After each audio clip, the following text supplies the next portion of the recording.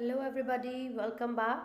सो dear students, नए batches आप लोगों के लिए स्टार्ट किए जा रहे हैं अकेडमी पर। सो लास्ट टाइम मैंने आपको एक बैच के बारे में बताया था which is for NEET UG. अगर आप लोगों ने वो अपॉर्चुनिटी मिस कर दी है सो कोई प्रॉब्लम वाली बात नहीं है, there is another batch for you all. उससे पहले मैं आपको बता दूँ 23 अक्टूबर को अनअकैडमी एक्सेल होने जा रहा है। भाई साहब, बहुत सारे स्टूडेंट्स ऐसे हैं जो बहुत ज़्यादा वरिड रहते हैं किस तरीके से अपने एग्ज़ाम्स की तैयारी करें।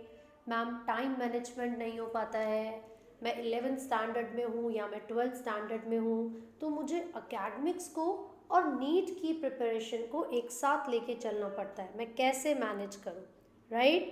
तो ये सारी प्रॉब्लम्स आप लोगों के सामने काफ़ी बार आई होंगी। इन्हीं प्रॉब्लम्स के सॉल्यूशन को लाने के लिए 23 अक्टूबर को हमने अनअकैडमी एक्सेल की प्रिपरेशन आप लोगों के लिए की है। You people can get your self enrolled completely free. आप यहाँ पर एक यूज़ कर सकते हैं रेफरल कोड, दैट इज़ बायोफिलिक10, ठीक है। और जब आप अपने आप को एनरोल करवाएंगे तो क्या बेनिफिट्स आप लोगों को मिलेंगे। आप लोगों को टॉप एजुकेटर्स के थ्रू प्रॉपर सेशन मिलने वाला है विच इज़ कम्प्लीटली फ्री। साथ ही साथ टॉपर्स और एजुकेटर्स दोनों ही आप लोगों को बताने वाले हैं डिफरेंट कॉन्सेप्ट्स के बारे में। वो आपको बताएंगे अबाउट टाइम मैनेजमेंट, भाई टाइम टेबल कैसे बनाएं, बोर्ड्स को और नीट को पैरेलली कैसे हम मैनेज करें, या फिर मुझे पहली बारी में ही नीट क्रैक करना है या कुछ ही महीने बचे हैं, मैं कैसे तैयारी करूँ, सारी स्ट्रैटेजीज़ के बारे में आपको बताया जाएगा। एकेडमिक्स मैनेजमेंट कैसे करनी चाहिए, कौन सी बुक्स को फॉलो करेंगे, नोट्स बनाएं या नहीं, प्रीवियस ईयर के क्वेश्चंस की प्रैक्टिस करें या नहीं, ये सारी चीज़ें आप लोगों को बताई जाएंगी, राइट। साथ ही साथ मैं आपको बता दूं, आइकॉनिक सब्सक्रिप्शन लेने पर आपको 45% तक सेव करने का चांस मिल रहा है। You can use any referral code, one of the referral codes is biophilic ten, okay. क्या फ़ायदा बच्चों आइकॉनिक सब्सक्रिप्शन का, आपको यहाँ पर प्लस सब्सक्रिप्शन तो मिलेगा ही, इंडिया के बेस्ट एजुकेटर्स के थ्रू लाइव इंटरैक्टिव सेशंस होंगे, क्विज आप लोगों के लिए क्रिएट करवाई जाएगी और स्ट्रक्चर्ड कोर्स एंड पीडीएफ्स भी अवेलेबल होंगी। सो मैं जिस बैच के बारे में बात कर रही थी वो आज से यानी कि 20 अक्टूबर से स्टार्ट हो रहा है, that is super achievers batch 2.0। आपने प्रीवियस बैचेस को अगर मिस कर भी दिया है सो कोई प्रॉब्लम वाली बात नहीं है, you can join this one. And there is another batch for NEET UG which is going to be started from 22nd October. कौन सा बैच है बच्चों, समर्थ 3.0। So all the very best. I just hope आप लोग अभी ही realise कर ले हमें किस तरीके से तैयारी करनी है और कौन सा बैच हमारे लिए बहुत सही रहेगा। All the best everyone. Bye bye. Hello everybody. Welcome back. So this is Bhavna Puri. So दोस्तों, आज हम बात करने वाले हैं क्लास 12th का चैप्टर नंबर 5 और आपके चैप्टर का जो नाम है वो है principles of inheritance and variations. Inheritance and variations. चलिए, तो भाई चैप्टर का टाइटल तो बहुत बड़ा है, उस हिसाब से चैप्टर भी काफ़ी लेंदी है, लेकिन हम छोटू से पीसेस में, छोटे से टुकड़ों में इस चैप्टर को पढ़ेंगे। और मैं आपको बता दूं, इस चैप्टर में जो मेन कंसेप्ट है, जो मेन बातें इस चैप्टर में बताई गई हैं, वो सब एक ही साइंटिस्ट के इर्द गिर्द घूम रही हैं। अब वो कौन से साइंटिस्ट हैं, वो है हमारे प्यारे मेंडल। तो भाई साहब, एक साइंटिस्ट जिनके बारे में आपने 9th 10th 11th स्टैंडर्ड में भी पढ़ा था, उन्हीं के बारे में हम यहाँ पर बात करने जा रहे हैं। सो ग्रेगोर जॉन मेंडल, ये वो साइंटिस्ट हैं जिन्होंने एक्सपेरिमेंट किया था किसमें, जेनेटिक्स में। अब ये बार बार जेनेटिक्स टर्म आपको सुनने को मिलेगा। So what is the meaning of genetics. बच्चे, जैसे हम बायोलॉजी पढ़ते हैं, बायोलॉजी का मतलब होता है लिविंग बींग्स की स्टडी करना, राइट। तो लॉजी का मतलब स्टडी और बायो का मतलब लिविंग। बिल्कुल वैसे ही जब हम जेनेटिक्स की बात करते हैं तो हम यहाँ पर जीन्स की स्टडी के बारे में बात करेंगे, right. So father of genetics किसे कहते हैं, फादर ऑफ जेनेटिक्स कौन होंगे, वो ग्रिगोर मेंडल ही होंगे, राइट। लेकिन अगर क्वेश्चन आपसे पूछा जाए who coined the term genetics, वो साइंटिस्ट कौन थे जिन्होंने ये टर्म दी थी, तब आप बताएंगे बेटसन।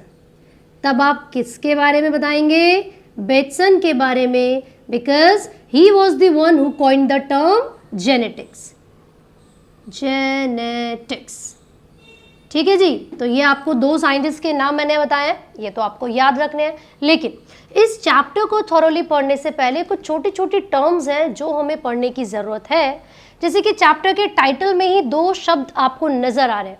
सबसे पहले है इनहेरिटेंस और दूसरा वर्ड है वेरिएशंस। सो बच्चों, इनहेरिटेंस क्या है? इनहेरिटेंस, इसके अलावा आपको एनसीईआरटी में एक और वर्ड दिखेगा। कौन सा वर्ड है वो बच्चे? वो है हेरिडिटी, ठीक है। तो पहले मैं आपको बता दूं इनहेरिटेंस क्या है। नॉर्मली हम बोलते हैं कि मेरी आई का कलर अगर ब्राउन है तो यार मेरे पेरेंट्स से आया है ना, मेरी नाक बहुत पतली सी है, पेरेंट्स से आई है। सो बहुत सारे ऐसे कैरेक्टर्स हैं जो कि हमें अपने माता पिता से मिलते हैं, हमारे पेरेंट्स से मिलते हैं, राइट। सो ये जो प्रोसेस है इनहेरिटेंस, इसका मतलब ही क्या है? The process of transmission of characters from parents to progeny, right. फटाफट से लिख लेते हैं। The process of transmission of characters, transmission of characters कहाँ से कहाँ तक? माता पिता से बच्चों तक। From parents to progeny, from parents to progeny, इसी को कहा जाता है बच्चों इनहेरिटेंस। चलो ये तो समझ आ गया। अब हेरिडिटी क्या है? हेरिडिटी का मतलब क्या होगा बच्चों? आप याद रखिए, it is the branch of science that deals with the transmission of characters, right? It is the branch of science that deals with the transmission of characters, यानी कि inheritance. So this is heredity, ठीक है। एक बहुत ही important line जो कि आपकी NCERT में लिखी हुई है, तो वो लाइन ये कहती है that inheritance is the basis of heredity. This one is really important. आपको याद रखना है बच्चों, inheritance is the basis of heredity, is the basis of heredity. This one is important, ठीक है। ये लाइन ज़रूर याद रखिएगा, this one is really important. इसके अलावा नाउ व्हाट इज वेरिएशन? अभी जो टर्म वेरिएशन हम यहाँ पर देख रहे हैं बच्चे, इसका क्या मतलब है? मैं आपको बता दूँ, कई बार आपको चेंजेस यानी कि बदलाव देखने को मिलते हैं। बहुत बार ऐसा होता है ना कि लाइक फादर की आई का कलर ब्लैक था लेकिन बच्चे की आई का कलर ब्लैक ना हो, ब्राउन हो जाए, भाई हो सकता है, हो सकता है।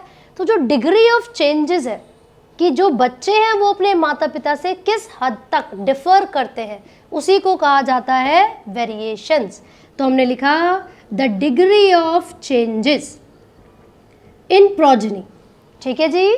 सो बच्चों में कितना बदलाव आया है, कितने चेंजेस आए हैं, उसी को हम कहते हैं वेरिएशन।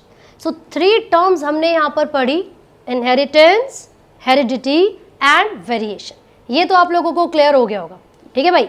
आगे बढ़ेंगे और ये जो मेंडल जी हैं इनके बारे में बातचीत करेंगे। भाई साहब, मेंडल जी ने किया क्या पता है? अच्छा, ये कॉपी कर लिया था ना, बाद में बोलोगे मैम कॉपी नहीं कर पाए हम। चलिए, सो जो मेंडल हैं बच्चे, वो एक ऐसे साइंटिस्ट हैं जिन्होंने पहली बात तो अपने ये जो घर बार थे सब त्याग दिए। मुझे रहना ही नहीं इन लोगों के साथ, कभी कभी मैं भी ऐसा सोचती हूँ। खैर, फिर मैंने सोचा तुम्हारा क्या होगा, नीट भी तो क्लियर करवाना है। तो भाई साहब, मेंडल जी ने सोचा कि मुझे ना मॉन्क बनना है, साधु बनना है, मुझे रहना ही नहीं इन लोगों के पास। और वो मस्त कहीं ऐसी जगह चले गए जहाँ रहना पीना खाना सब बढ़िया था, लेकिन लोगों से ज़्यादा बातचीत नहीं थी, सोशल नहीं थे, पेड़ पौधों से बातचीत करते थे। और इनको पसंद आ गया मटर का पौधा, मटर यानी कि पी, और पी का साइंटिफिक नेम आप लोगों को पता होना चाहिए, that is Pisum sativum, Pisum sativum. And I am talking about garden pea. बच्चे, स्वीट पी की बात नहीं कर रही हूँ मैं, ठीक है ना। काफ़ी बच्चे कंफ्यूज हो जाते हैं, है ना, चिक पी, ये पी, वो पी। तो आपको याद रखना है, हम यहाँ पर गार्डन पी के बारे में बात कर रहे हैं। और गार्डन पी का साइंटिफिक नेम क्या होता है बच्चों? Pisum sativum. ये तो क्लियर हो गया। अब ये जो साइंटिस्ट थे मेंडल, इन्होंने गार्डन पीपर एक्सपेरिमेंट किया 7 इयर्स तक। भाई साहब 7 साल मटर के पौधे के साथ बिता दिए उन्होंने। कब से कब तक? 1856 से लेकर 1863 तक। तो ये 7 इयर्स का जो टाइम था, इन्होंने गार्डन पीपर एक्सपेरिमेंट परफॉर्म किया था। इन्होंने 7 ही कैरेक्टर्स को ऑब्जर्व किया। कितने? 7 ही कैरेक्टर्स को ऑब्जर्व किया। और इनके एक्सपेरिमेंट में जो कंक्लूजन निकला था बच्चों, उसके बेसिस पर 3 यानी कि 3 लॉज मेंडल ने दिए थे। कौन कौन से लॉज थे?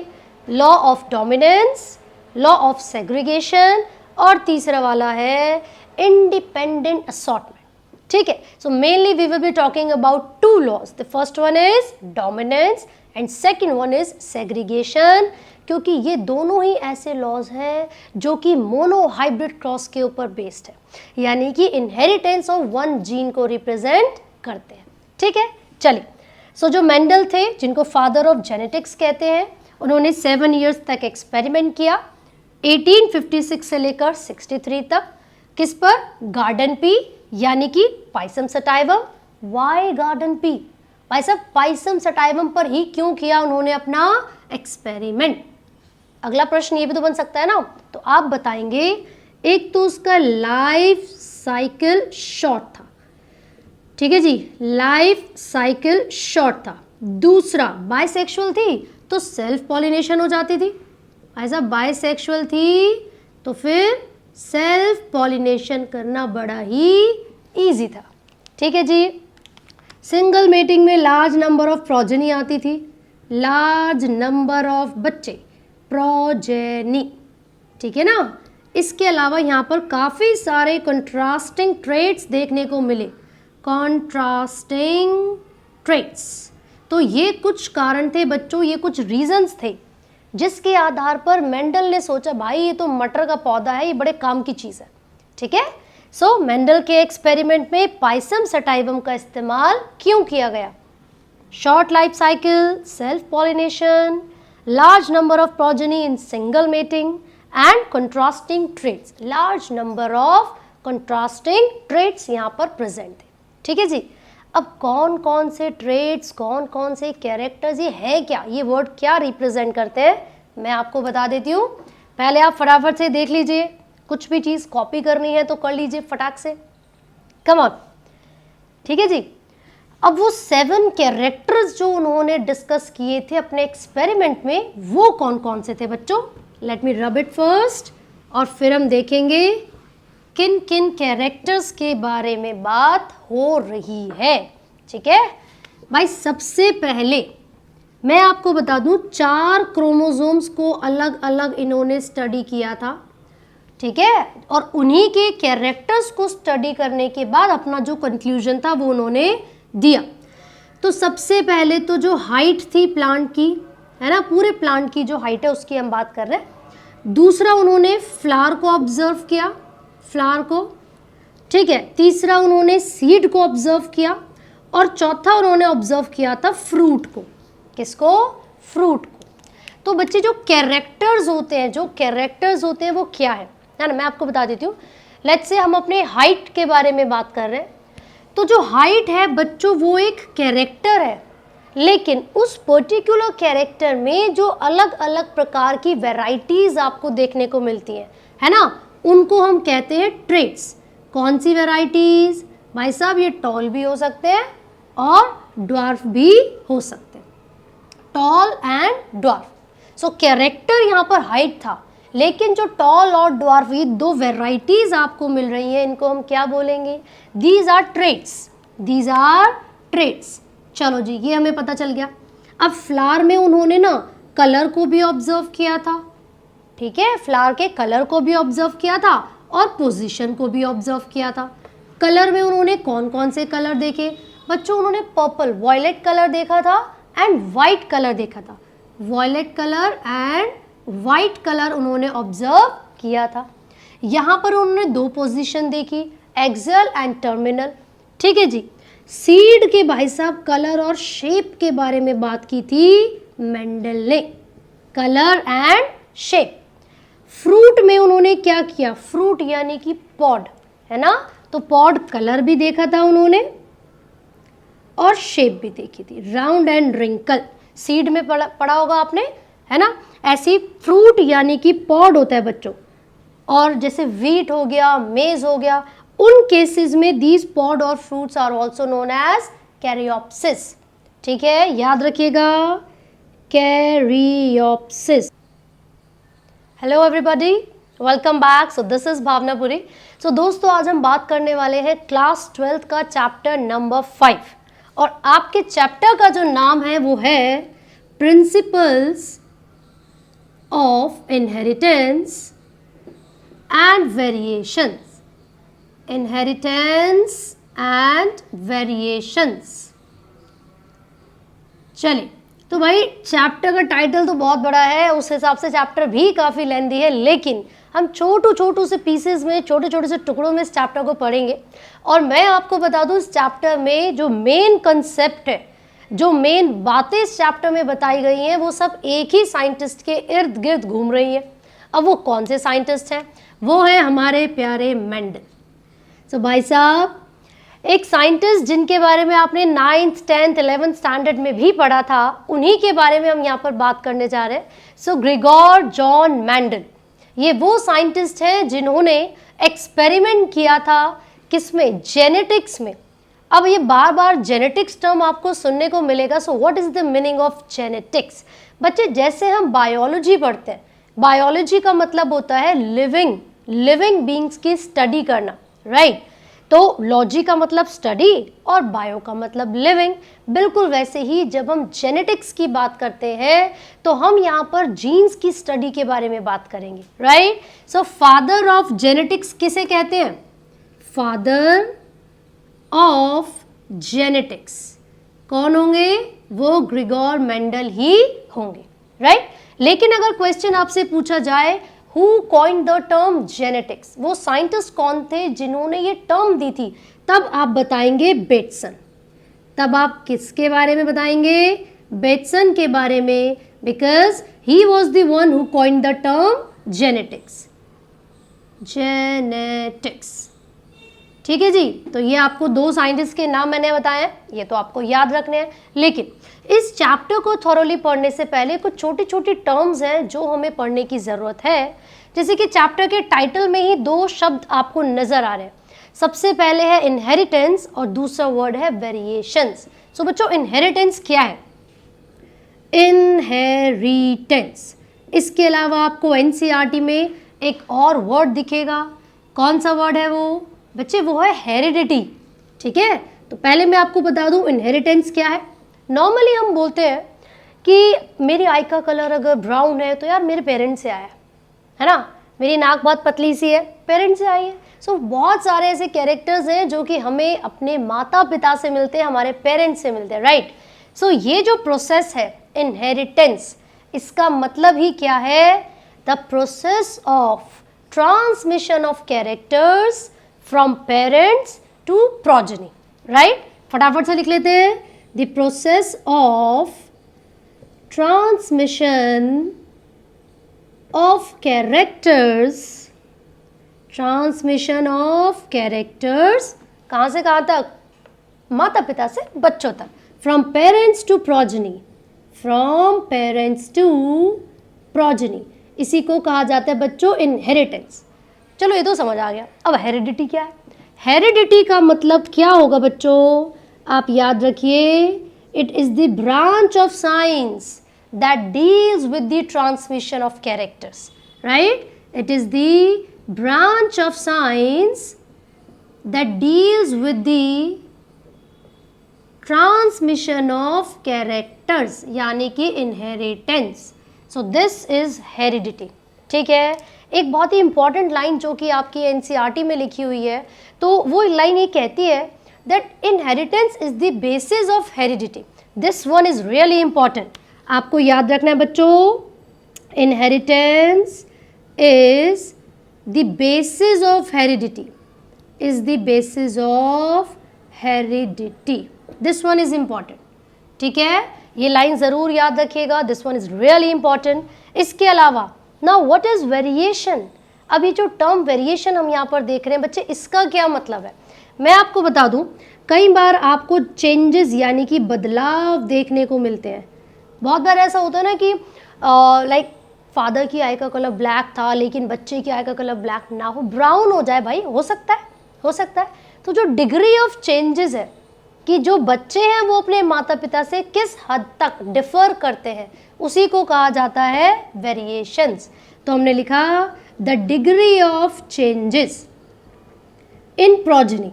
ठीक है जी। सो बच्चों में कितना बदलाव आया है, कितने चेंजेस आए हैं, उसी को हम कहते हैं वेरिएशन। सो 3 टर्म्स हमने यहाँ पर पढ़ी, इनहेरिटेंस, हेरिडिटी एंड वेरिएशन। ये तो आप लोगों को क्लियर हो गया होगा। ठीक है भाई, आगे बढ़ेंगे और ये जो मेंडल जी हैं इनके बारे में बातचीत करेंगे। भाई साहब मेंडल जी ने किया क्या पता है? अच्छा ये कॉपी कर लिया था ना, बाद में बोलोगे मैम कॉपी नहीं कर पाए हम। चलिए, सो जो मेंडल हैं बच्चे, वो एक ऐसे साइंटिस्ट हैं जिन्होंने पहली बात तो अपने ये जो घर बार थे सब त्याग दिए।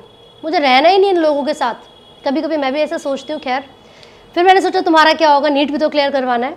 तो भाई साहब मेंडल जी ने सोचा कि मुझे ना मॉन्क बनना है, साधु बनना है, मुझे रहना ही नहीं इन लोगों के पास।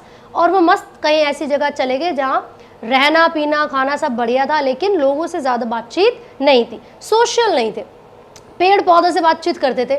और इनको पसंद आ गया मटर का पौधा, मटर यानी कि पी, और पी का साइंटिफिक नेम आप लोगों को पता होना चाहिए, that is Pisum sativum, Pisum sativum. And I am talking about garden pea. बच्चे स्वीट पी की बात नहीं कर रही हूँ मैं, ठीक है ना? काफ़ी बच्चे कंफ्यूज हो जाते हैं, है ना, चिक पी, ये पी, वो पी। तो आपको याद रखना है हम यहाँ पर गार्डन पी के बारे में बात कर रहे हैं। और गार्डन पी का साइंटिफिक नेम क्या होता है बच्चों? Pisum sativum. ये तो क्लियर हो गया। अब ये जो साइंटिस्ट थे मेंडल, इन्होंने गार्डन पी पर एक्सपेरिमेंट किया 7 ईयर्स तक। भाई साहब 7 साल मटर के पौधे के साथ बिता दिए उन्होंने। कब से कब तक? 1856 से लेकर 1863 तक। तो ये 7 ईयर्स का जो टाइम था, इन्होंने गार्डन पी पर एक्सपेरिमेंट परफॉर्म किया था। इन्होंने 7 ही कैरेक्टर्स को ऑब्जर्व किया। कितने? 7 ही कैरेक्टर्स को ऑब्जर्व किया। और इनके एक्सपेरिमेंट में जो कंक्लूजन निकला था बच्चों, उसके बेसिस पर 3 यानी कि 3 लॉज मेंडल ने दिए थे। कौन कौन से लॉज थे? Law of dominance, law of segregation, और तीसरा वाला है इंडिपेंडेंट असॉर्टमेंट। ठीक है, so mainly we will be talking about 2 laws. The first one is dominance and second one is segregation, क्योंकि ये दोनों ही ऐसे लॉज हैं जो कि मोनोहाइब्रिड क्रॉस के ऊपर बेस्ड है, यानी कि इनहेरिटेंस ऑफ 1 जीन को रिप्रेजेंट करते हैं। ठीक है, चलिए। सो जो मेंडल थे, जिनको फादर ऑफ जेनेटिक्स कहते हैं, उन्होंने 7 ईयर्स तक एक्सपेरिमेंट किया, 1856 से लेकर 63 तक। किस पर? गार्डन पी यानी कि Pisum sativum. Why garden pea? भाई साहब पाइसम सेटाइवम पर ही क्यों किया उन्होंने अपना एक्सपेरिमेंट? अगला प्रश्न ये भी तो बन सकता है ना, तो आप बताएंगे। एक तो उसका लाइफ साइकिल शॉर्ट था, ठीक है जी, लाइफ साइकिल शॉर्ट था। दूसरा, बाइसेक्सुअल थी तो सेल्फ पॉलिनेशन हो जाती थी। ऐसा बाइसेक्सुअल थी तो फिर सेल्फ पॉलिनेशन करना बड़ा ही इजी था। ठीक है जी। सिंगल मेटिंग में लार्ज नंबर ऑफ प्रोजेनी आती थी, लार्ज नंबर ऑफ बच्चे, प्रोजेनी। ठीक है ना? इसके अलावा यहाँ पर काफ़ी सारे कंट्रास्टिंग ट्रेट्स देखने को मिले, कंट्रास्टिंग ट्रेट्स। तो ये कुछ कारण थे बच्चों, ये कुछ रीजंस थे जिसके आधार पर मेंडल ने सोचा भाई ये तो मटर का पौधा है, ये बड़े काम की चीज़ है। ठीक है, सो मेंडल के एक्सपेरिमेंट में पाइसम सेटाइवम का इस्तेमाल क्यों किया गया? Short life cycle, self pollination, large number of progeny in single mating and contrasting traits. Large number of contrasting traits यहाँ पर प्रेजेंट थे। ठीक है जी। अब कौन कौन से ट्रेट्स, कौन कौन से कैरेक्टर्स, ये है क्या, ये वर्ड क्या रिप्रेजेंट करते हैं, मैं आपको बता देती हूँ। पहले आप फटाफट से देख लीजिए, कुछ भी चीज़ कॉपी करनी है तो कर लीजिए फटाक से। Come on. ठीक है जी।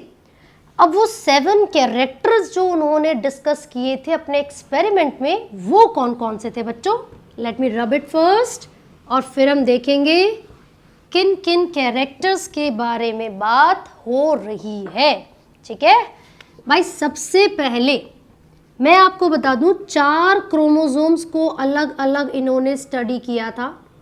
ठीक है, और उन्हीं के कैरेक्टर्स को स्टडी करने के बाद अपना जो कंक्लूजन था वो उन्होंने दिया। तो सबसे पहले तो जो हाइट थी प्लांट की, है ना, पूरे प्लांट की जो हाइट है उसकी हम बात कर रहे हैं। दूसरा उन्होंने फ्लावर को ऑब्जर्व किया, फ्लावर को। ठीक है, तीसरा उन्होंने सीड को ऑब्जर्व किया, और चौथा उन्होंने ऑब्जर्व किया था फ्रूट को। किसको? फ्रूट को। तो बच्चे जो कैरेक्टर्स होते हैं वो क्या है ना, मैं आपको बता देती हूँ। लेट्स से हम अपने हाइट के बारे में बात कर रहे हैं, तो जो हाइट है बच्चों वो एक कैरेक्टर है, लेकिन उस पर्टिकुलर कैरेक्टर में जो अलग अलग प्रकार की वैरायटीज आपको देखने को मिलती हैं, है ना, उनको हम कहते हैं ट्रेट्स। कौन सी वैरायटीज? भाई साहब, ये टॉल भी हो सकते हैं और ड्वार्फ भी हो सकते हैं, tall and dwarf. So character यहाँ पर हाइट था, लेकिन जो टॉल और ड्वार्फ, ये 2 वैरायटीज आपको मिल रही हैं, इनको हम क्या बोलेंगे? These are traits, these are traits. चलो जी, ये हमें पता चल गया। अब फ्लावर में उन्होंने ना कलर को भी ऑब्जर्व किया था। ठीक है, फ्लावर के कलर को भी ऑब्जर्व किया था और पोजीशन को भी ऑब्जर्व किया था। कलर में उन्होंने कौन कौन से कलर देखे बच्चों? उन्होंने पर्पल, वॉयलेट कलर देखा था एंड वाइट कलर देखा था। Violet colour and white colour उन्होंने ऑब्जर्व किया था। यहाँ पर उन्होंने 2 पोजीशन देखी, एक्सियल एंड टर्मिनल। ठीक है जी। सीड के भाई साहब कलर और शेप के बारे में बात की थी मेंडल ने, कलर एंड शेप। फ्रूट में उन्होंने क्या किया? फ्रूट यानी कि पॉड, है ना, तो पॉड कलर भी देखा था उन्होंने और शेप भी देखी थी, राउंड एंड रिंकल।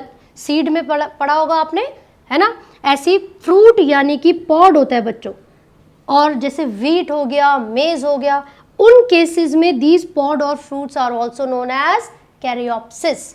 ठीक है, याद रखिएगा, कैरियोप्सिस, ये टर्म आप याद रखिएगा, क्योंकि जो मेज है उसमें एक ही कॉटिलीडॉन है, एक ही सीड है।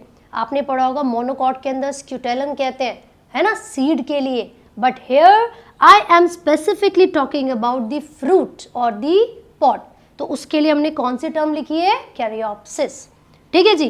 तो मुझे ऐसा क्यों लग रहा है 1 2 3 4 5 6 एंड 7 कैरेक्टर्स यहाँ पर 7 लिए गए थे, 7 कैरेक्टर, बट क्योंकि हर एक कैरेक्टर में 2 कंट्रास्टिंग ट्रेट्स है, तो क्या हम कह सकते हैं टोटल कैरेक्टर्स जो मेंडल ने लिए थे बच्चों वो 7 थे, लेकिन जो ट्रेट्स उन्होंने ऑब्जर्व किए वो कितने थे? 14। तो जो ट्रेट्स हैं इन्हीं को हम कहते हैं प्योर लाइंस या वेराइटीज, ट्रू ब्रीडिंग वेराइटीज। कितनी हो गई? 14 वेराइटीज थी जो मेंडल ने अपने एक्सपेरिमेंट में इस्तेमाल की थी। अब कई बार एक प्रश्न पूछा जाता है कि मैम आपने प्योर लाइन वर्ड का यूज किया, अब ये प्योर लाइन क्या है? मैं ये समझाऊंगी, लेकिन पहले आप इस टेबल को, इस चार्ट को देखिए। यहाँ तक आपको सब समझ आया कि नहीं? ठीक है जी। ये हमने देखे 7 कैरेक्टर्स एंड 14 वेराइटीज, यानी कि 14 ट्रेट्स, राइट।